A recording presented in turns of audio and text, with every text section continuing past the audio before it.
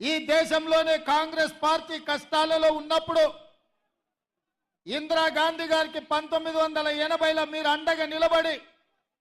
ఈ మెదక్ గడ్డ మీద మూడు రంగుల జెండాను ఎగరేసి ఇందిరమ్మని గెలిపిస్తే ఈ దేశానికి ఇందిరమ్మ ప్రధానమంత్రి అయి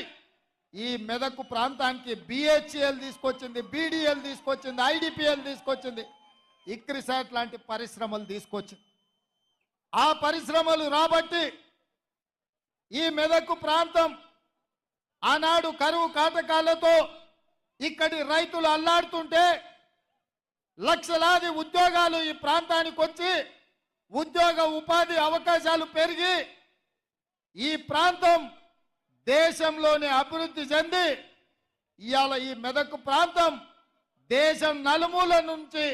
కార్మికులు ఇక్కడికి వచ్చి ఉద్యోగ ఉపాధి అవకాశాలు